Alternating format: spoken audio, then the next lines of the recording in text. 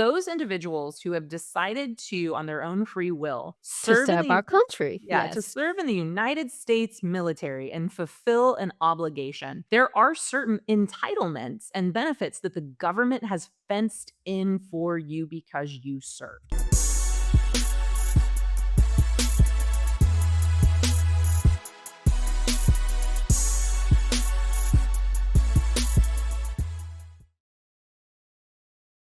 Yay, we're live. Love So it. thank you everybody for joining us on this purpose-driven investment. So this episode, I have a treat for you. I have my friend Rachel Davis. Yoo-hoo, drum roll. She is an impact investing investor and she's based in North Carolina, Charlotte, North Carolina, right? Yes, ma'am. And I decided to have her come up because she's just wonderful. Her entire business focused on helping veterans, and her special niche is veteran housing, specific on the co-living side. But she also do a whole bunch of other stuff, so I'll dive right into it. Before we jump into specific, I want to introduce her. Thank you for coming to our podcast, Rachel. Of course. Thank you for having me. This is awesome. Yeah. So I want to have you maybe spend the first few minutes to kind of introduce to our audience. What do you do and why do you decide to focus on veteran-driven type of investment? And yourself also is a veteran, right? That is correct. So I come from a military family. My dad was an infantry officer for over 30 years. And so I graduated from college in 2005. I did a year of service for AmeriCorps in the Flathead region of Montana. And I was making Oh, $800 a month before taxes. My rent was $325.12 because I lived in apartment 12. And I was like, this is just not working for me. And so I applied for Army ROTC scholarships for a master's degree and ultimately settled at the University of New Hampshire. And 2 years after that, commissioned, and I became a officer in the 82nd Airborne Division. I did 2 deployments to Afghanistan. And once I left, I did a career in government. So I worked for what are called general staffs. So when you see like a 1-star, 2-star, 3-star, 4-star, I worked on their staffs, basically handling them, and then got bored. and Gabor, yes. got bored. I mean, I just kind of looked around and I was like, you want to talk about being a contributor and following a path? Like government is that way, man. And there's like Mm. this much room for creativity. So I ended up leaving. I went to private sector and I did everything from working sales for a military staffing company all the way to working at a nonprofit where our number one most requested service was affordable housing. So I left that in January of 2025 and really not looked back. Most of what I focus on now is getting in lens for typically capital clubs. So think Michael Monastacani and Super Investors, where we are invested in 4 co-living properties right now, 1 sober living here in Charlotte. And really at this point, I'm focused on leveraging the network that I have already accumulated in Charlotte for my own buy and holds here. So that's really kind of me in a nutshell. I see. Well, you're very smart to kind of limit your market and just be so super good at one single market. Because I think a lot of investors, they made a mistake, kind of stretch out too thin, like I said, like all over the place. But it's really hard to build a very strong, solid relationship when you're like all over the place. But I'm sure for you, you can target specific VA office. You probably know the people who work in there. You can shake their hand. You can go into their office, and you also live locally, right? Is that why you started? You know what? I'm gonna start something local so I can talk to these people.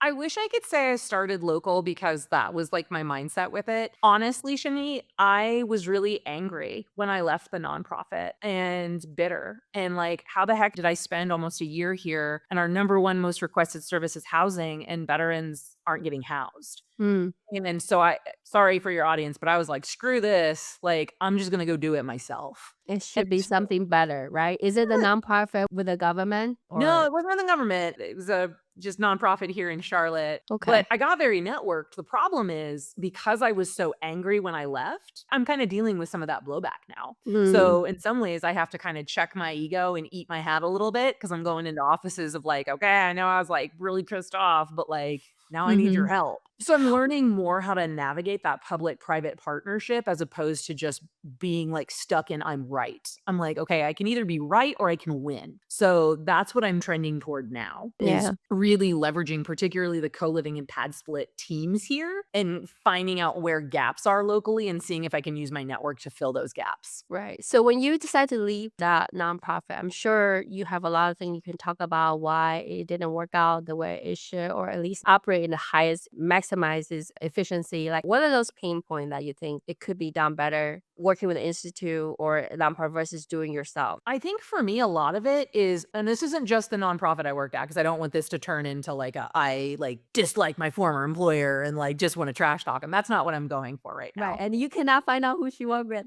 We're not gonna post that Well, anywhere, so just go to my LinkedIn. It's not hard to find, but oh, okay. no. Like, no, Oops. I think for a long time, it took me a while to like be like, it's not just that organization, it's nonprofits writ large. So I think most nonprofits start with like a really heavy heart for their niche population. And what happens is they scale and grow and they get connected to funding. And all of a sudden now they've got a payroll and you need to take care of your Ah. people, but you've also got your mission. And what ends up happening is I think payroll starts to trump your mission because you're hunting grants and you're searching for donors. And all of a sudden, nonprofits kind of lose their Um, way. And so for me, I'm like, I don't want to say just an investor, but I am not accountable to a board of directors. I'm not accountable to shareholders. I'm accountable to me, myself, and I, an 8-year-old version of Rachel, an 80-year-old version of Rachel. And so for me now, I'm like, I learned a lot from like what CRA funding is with banks and how the banks here in Charlotte, which is the second largest banking city in the country outside of New York, they all have funding for helping low to moderate income in their area. So if you have a right. nonprofit that's focused on helping with affordable housing, you can start applying for these grants from banks. I never would have known that had I not worked at that nonprofit. Currently, I am a for-profit business, but over time, I'm like, okay, the natural progression of this is to build it for a nonprofit for that funding while also keeping true to, because I don't intend to ever have a large staff. Right. And there's nothing wrong with the for profit. I always look at it this way. Even nonprofit need to make profit to operate at this highest level. Nobody's in this business losing money. And when there's everybody's losing money, it just cannot go on because payroll need to get paid. Somebody got to process paperwork. Somebody have to pay to keep the lights on. So it's just a different way of how it's being taxed and how certain benefits open to certain category. That's the way I look at it. Yep, So 100%. yeah, great job making the jump since then. And can you kind of maybe touch a little bit like what does the journey look like for you since you left that nonprofit and up to this point? Yeah. So the first thing I want to talk about and why it's important for me to mention this is very close when I left my job to when I joined the sub 2 community with Pace Morby and Jamil Damji. And a lot of people will make some assumptions about my choosing to leave because I rolled into this community. It's really important for me to talk to people about the active income piece with being a veteran that's 100% disabled. So I get non-taxable income from the government every single month for that was able for me to bridge that gap in what my W-2 was making. And so I think it's really important for your audience to understand when you're making that jump, you can't rely on grace and optimism. You have to actually like have a P&L sheet and be like, can I afford to do this? Right, profit and loss. Yes. Yes, Yeah. yes. So for me, the journey has really been about you start with this idea of, okay, I know the problem. And then you talk to more people involved with it. And much like my deployments to Afghanistan, you start realizing what an intractable problem it is because so many people are involved in it and so many people have ego at stake with it. And Hmm, right. so navigating that has probably been one of the most difficult pieces, but I think it's also the most beneficial once you get through those cracks. Does that make sense? Right. It's the putting the pieces together and then sometimes kind of fight through the, I would say, bureaucracy a little bit. Because when you try to deal with veteran housing, a lot of your brand profits probably coming from government, like a VASH, maybe. Like maybe this will be a good time for us to touch into that, right? So Yeah. I know you're running most of your houses in Charlotte. Would you say that most of them are just co-living type of Yeah, setup? all the doors my husband and I currently have Mm-hmm. right now are through we are equity partners through capital clubs. And so we have 3 that are targeting workforce housing in Mm-hmm. Dallas and then 1 sober living here in Charlotte. So our partner with that is actually Pad Split. So we Okay. don't work with Vash. However, the time that I worked at the nonprofit, I almost said the name, at the time that I worked at the nonprofit, Yeah. I learned a lot about the Vash VASH. Yeah. program, how Vash works as a product, how investors can use it. And more Mm-hmm. importantly, I think people get real stuck on Vash, right? Like, oh, it's better in appropriation. What they don't understand is in order to get those low income tax credits, you have to be looking at something called AMI. So I'll hold you up for that for a second. So I'm Okay. sure we're gonna have you talk about AMI, but we're gonna talk about what's VASH because I know Oh, about RASH. But I want to hear how you explain to people who don't know anything about VASH. Like, what is that? perfect. Yeah. So the way I explain HUD VASH to people is, you think about Section 8, right? All HUD VASH VASH is a congressional appropriation of Section 8 that is fenced in only for veterans or Veteran. those who have served. And I think that's really important for people to understand, particularly those who haven't been in government, because in government, money has, we refer to it, different colors. And you can't spend certain appropriations on things outside of that appropriation. So HUD VASH is protected funding for veterans For and veteran. housing. Right. So it's almost like a Section 8, but it's a government funded housing voucher, so to speak, but specific for veterans. So it's VASH, which is really smart because our government definitely put out effort to preserve certain funding only for the government. So when you're dealing with a renter or, they're already a veteran, they're often being tagged on with a lot of benefit that they didn't know. They could tap into those benefits if somebody will be willing to help them, right? I'm sure you encounter that kind of situation a lot on a day-to-day basis. 100%. I refer people to entitlements and benefits and where they can get those probably on a daily basis. Yeah. And what's entitlement versus, I know people talk about a lot like disability, especially VA veteran who has a disability, the entitlement. What is entitlement? Yeah. So it's funny, right? We live in a world where people don't like to use the word entitled. And that's kind of like a triggering word for some people. But I embrace the entitlement piece because those individuals who have decided to, on their own free will, To serve in serve the our country. to Yes. serve in the United States military and fulfill an obligation, there are certain entitlements and benefits that the government has fenced in for you because you served. So the VA uses the 6 social determinants of health to describe these things. The way I just frame it is like the 6 ways that people need help, right? Like college benefits, housing benefits, disability benefits. And so again, there are policies that map out for veterans how much of that entitlement you're capable of receiving. I think the one that most people are familiar with is the VA loan, right? Like Mhm. if you Right. serve and you get out with an honorable discharge, you can purchase a government-backed loan through the VA loan to Yeah, purchase a house. wonderful product. Yeah, Yeah. wonderful product. Like 100%, you don't have to put down any down payment, which is, I totally agree. Like you said, they're entitled to have this kind of benefit for the rest of their life because they've served our country and put their life and soul and to protect our freedom.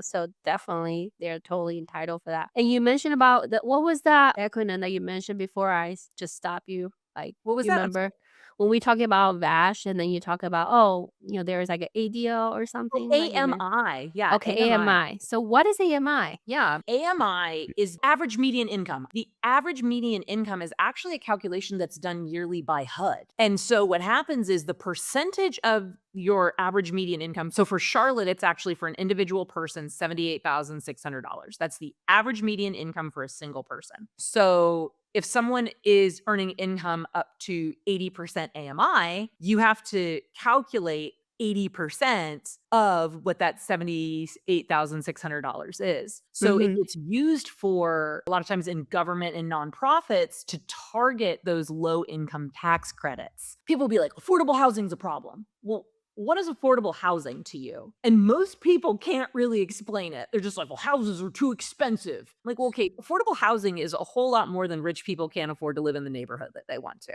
So the way I explain it to people is when individuals who are doing the basic tasks of a city, right? Your school teachers, your healthcare workers, people who work in tourism and Right. hospitality, when they cannot afford to live in your city. And so when a city will say, oh, we have this affordable housing project, my first question is now, what level of AMI are you guys doing that as affordable? Is it 80%? Is it 50%? How much of your population actually needs help with housing? Who should you be targeting? So when you understand what the average median income is in your city, you can easily kind of do the calculation of being like, okay, if no more than 30% of your income is supposed to be spent on housing, at what point is somebody with an 80% AMI in my city maxed out? And how do Okay. I adjust my rent from there so that I can ensure I'm actually affordable for them? Does that make sense? Yeah, so it sounds like you have a start with the average income in that geographic area, but then they set the percentage of like how much percentage out of that average would I consider, Yeah. the bottom threshold basically. And then do they usually target people below that threshold as their main target to support? Typically, initiatives will go at the 80% AMI because commercial building, it's easier to get the numbers to make sense, the higher Okay. your number, like the higher that number is for your income. However, Mhm. for Charlotte, the area that we really need to focus on is that 50% AMI. So you're talking about people who earn like $36,000 a year. And Right. where the heck do they go? And my city has interesting policies that are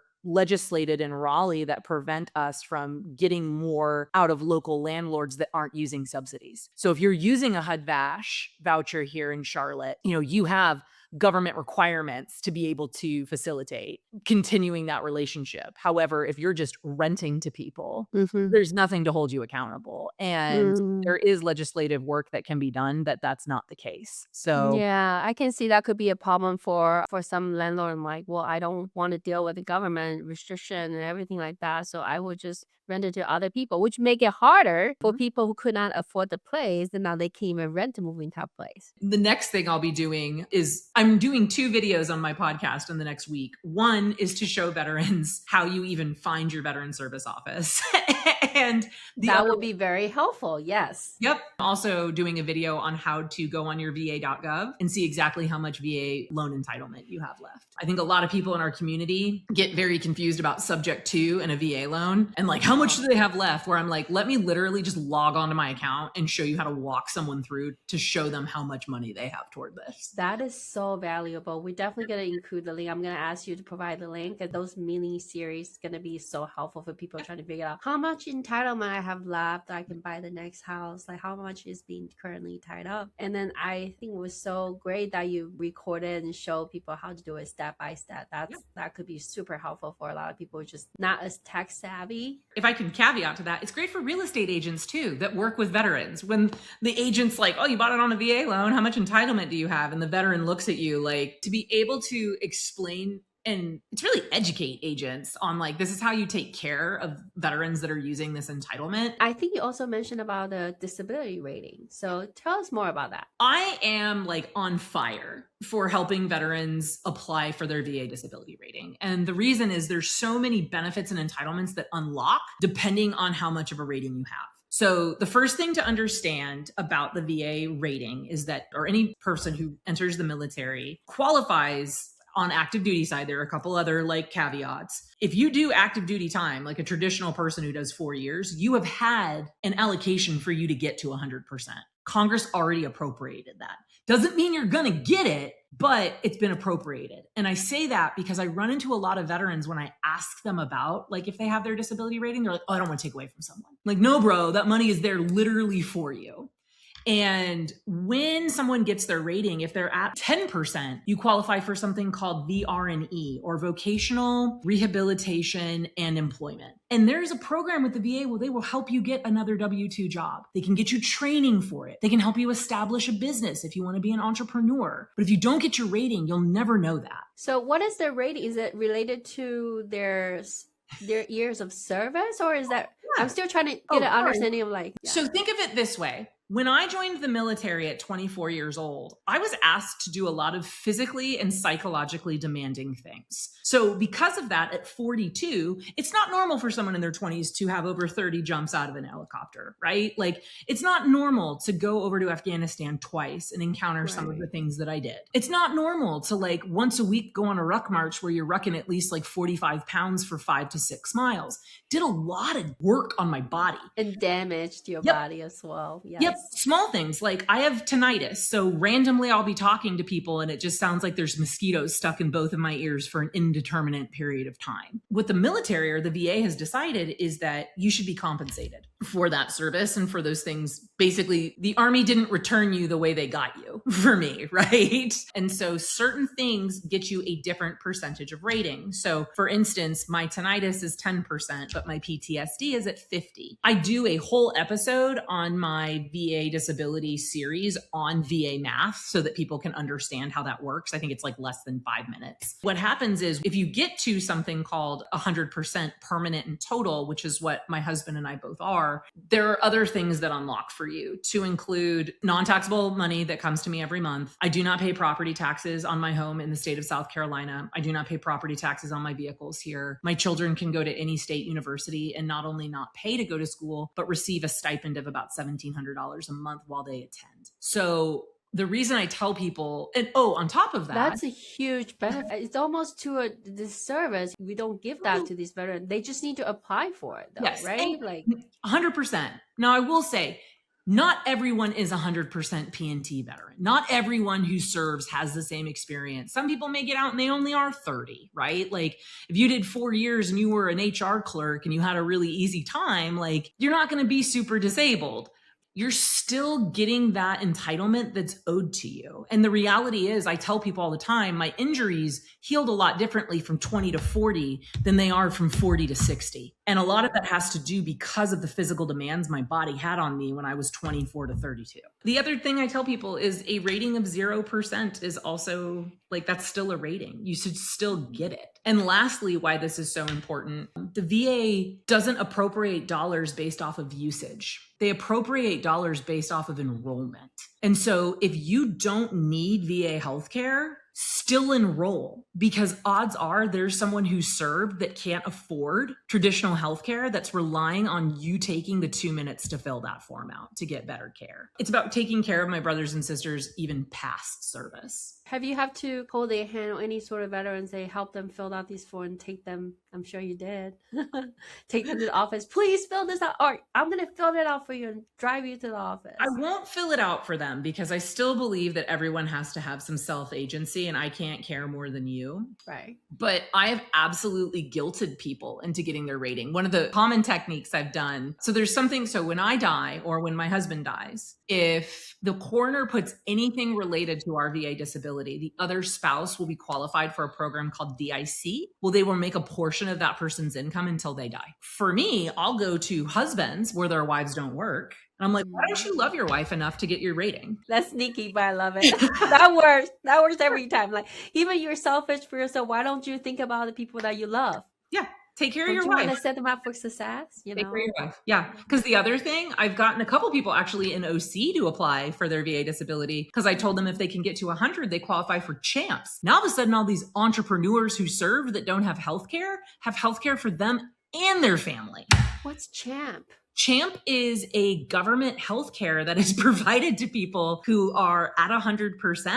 And it's not just for them, it's for their spouse and for their children. And then children too. Wow, that is a huge benefit. I'm so glad we did this episode. That's why I wanted to help blast this out, because I just feel so like sick to my stomach. Like, why do we still have so many veterans like sleep on the street? It shouldn't happen. All they need is to somebody who can bring this to their awareness. Like, hey, you have a whole bunch of benefit that you're totally entitled to. Like, let's get them somehow to get them filled out this form. I want to give a shout out to Chino Monte right now, because Chino and I are working two different populations, right? Chino is working with the people who are veterans that are sleeping on the street. The veterans who are sleeping on the street are not in a place where they can hear what I'm talking about right now, because they're too busy taking care of the put a house over my head and have dinner. Right. Can't be thinking about going to a freaking exam to have your tinnitus looked at when you're worried about where am I going to sleep and what am I going to eat tonight. Right. What I am really working on, talking with veterans who could be on that edge or creeping toward, because that's the other thing is people get real delusional on how far they are from being on the street. And I'm like, dude, you're one or two bad financial decisions to being that guy. Right. And so by having your disability rating, you now at least know that you have active income that's non-taxable forever. Again, so remember, I get money for my disability plus the tax benefits of not paying property tax on my house or two of my vehicles. It's like the gift that keeps on giving. And for veterans who are more in a position like where I am, where we're establishing businesses and we're trying to get our active income up, for a lot of people, I mean, 100%, if you have one child, is $4,100 where I live every month. So how many people in the subject to community could quit their job if they had $4,100 of non-taxable income coming into their house every month? Yeah, So that would definitely pay for this high gas prices now we're dealing with. 100%. So that's why when people like act too cool to get their disability rating, I'm like, you're being an idiot. I know you focus on co-living, working with pad split. Do you usually try to put all the veterans together in the same house? They seem to mesh well together versus non-veteran. Do you do that or no? So the way pad split works is you can't officially do that because it's an opt-in. But what I have seen happen with some of my friends here that are doing private, like they're privately managing their co-living, I've been having conversations with them, is what'll happen is they'll get like two veterans that come in together and then they call their homies. And now all of a sudden you've got like the veteran house. There is one pad split house here that was 5 men veterans randomly, and a female veteran went to be in there. And at first, like Patsy was like, you can't do it, you can't do it. And she basically was told by the local person, like, why don't you have her tour it and see if she's comfortable? And she loves it. She's like, no, I have 5 grandpas. And they all take care of her because she's like in her mid-20s and they're in their 50s. Like, I think what people don't realize about veterans is when you are in a position where you're in some kind of recovery, right? You're either recovering your credit, you're recovering from a shitty marriage, and like you're like, I have to be here to restabilize myself. We really don't like to talk to people about our problems. And so when you have another veteran, why would you? Because you used to be tough. Like you just like, I'll tough it out. I'm not going to say anything. The phrase we say in the Army is drink water. Just drink water. You'll be okay. A lot of us just think like, I'll drink water and be okay. And unfortunately, that is why our suicide rate is exponentially higher than non-veterans. We just suppress. So in my personal opinion, I think that the idea of like a veteran village or co-living that is specific to veterans is a great idea. Correct me if I'm wrong. It's also a good coping mechanism for them as well. Like they can talk about their struggle and then their experience, or the same unit even, because they understood each other. Well, they war game stuff too, right? They're all going through their VA disability rating stuff together. So they talk about what happened to their exam and what happened here. They help each other. Right. But I think it's really important for me to explain to the audience too, there are different populations of veterans. Like my generation of GWAT veterans who went to Afghanistan and Iraq are very different from like a Cold War veteran or like a veteran who went to Vietnam. It's important to know you can't just lump in. It'd be like, all women entrepreneurs are the same. Like, no, not quite. It is really important to understand we have commonalities and themes based on our service. You can't just lump them all in together because they all served. I think you brought out a really good point about how the non-veterans who can help get the words out to help the veterans. Is there anything else that you can think of that any non-veteran who are maybe doing real estate, never thought about working with veteran, what can they do in terms of like opportunity and help they can provide? I think the biggest thing is I just make it a general principle when I find out I'm talking to someone like that's new. I always just ask like, hey, did you or anyone in your family serve? You would be amazed at how much you learn about people because veterans want to talk about their service overwhelmingly, just want to talk about what they did. And when you listen, like a lot of times you may have to listen to a veteran just kind of dump on you all their cool guy stories. And then at the end of it, you're like, that's really cool. You must have a really high VA rating. Oh, I love it. They'll be like, what's VA rating? Yeah, like, wait, what? Like, oh no, I ain't know all that. And just by listening, developing trust, and then showing, because a lot of people are like, thank you for your service. And like, those are words. Like, yeah, that's very superficial. 100%. It makes the person saying them feel better. Yes. But when you ask them if they have access to their VA healthcare and you ask them if they have their VA rating, what you're doing now is opening up an opportunity, an opportunity that helps them get something that helps them and doesn't do anything for you. When people talk about, I want to help a veteran, I'm like, well, let me give you 2 powerful questions that will help you actually be able to do something instead of just say thank you. And I love that because that's the phrase that you show them.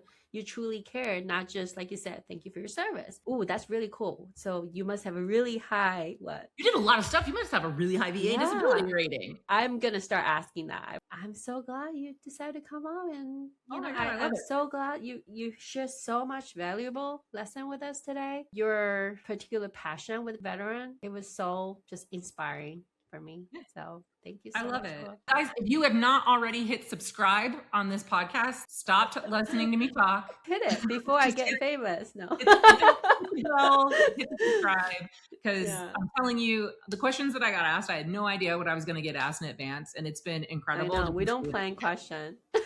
We just asked. Right. And you totally rocked it. Thank you so much for being such a rock star. And I can't wait to see you again. I love people who have the heart to help people and not just talk, like really, really helping them. So thank you for doing that. And thank you for doing your part to help the veteran who serve our country. So thank you. And I'm looking forward to seeing comments in here of other people who have asked the people in their locations or in their properties. Yes. Like, hey, did you or someone serve? I want to see comments that are like, hey, I found 5 people. Hey, I found 1 person. Like to me, that makes this like so chef's kiss. I know. Just drag your family to go get their VA rating checked. File for the benefit there. Shinyi, thank you so much. See you next time.